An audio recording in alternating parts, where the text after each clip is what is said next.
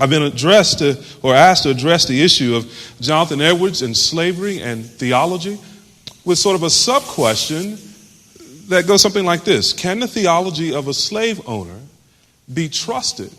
Should it be trusted by the descendants of slaves or anyone else for that matter? But after we've thought about Edwards, thought about his owning slaves, just even with the bare facts, there's some things we need to say plainly. Edwards was wrong to own slaves. I regard Edwards as having sinned against his fellow man and sinned against God in the owning of slaves. We have to say it's wrong. Something else that we can say pretty quickly, and that is Edwards, like all of our heroes, have clay feet. He has blind spots. This is all of us have blind spots.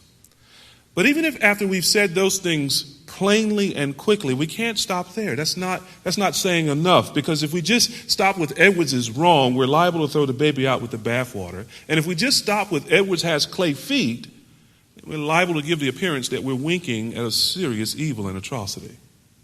And so we really have to understand Edwards in his time, in his social location, try and think about what might have been Edwards' blind spots so that we might be able to think about our own blind spots and live more faithfully in the world in which we inhabit. The historical context of Edwards may be insightful, but it can never be an excuse for his ownership of slaves.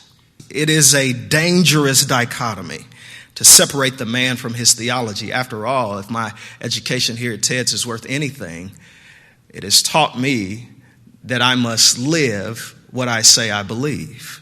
His socio-cultural construct and his theology might not push him to worship with me, but it ought to keep him from owning me. Edwards failed in being prophetic in his time. He failed to bring the full load of Scripture down upon his practice of slaveholding. These two issues stand out for me, the heinousness of his slaveholding and the failure to see it as a minister. Now let me end with something a good friend told me when I queried him about this topic. He says, our responsibility as Christians is not to make much of the theologian, but of Christ. The theologian is only useful insofar as he points us to Christ. Ultimately, my allegiance is to Jesus. I use Edwards, Calvin, Luther, Abracco, Owen, etc. Where he is useful and where he is not useful, I put him down. I won't hesitate to state my reasons for doing so. I imagine that's why the young preacher who I mentioned earlier, after 8 years, picked Edwards up again.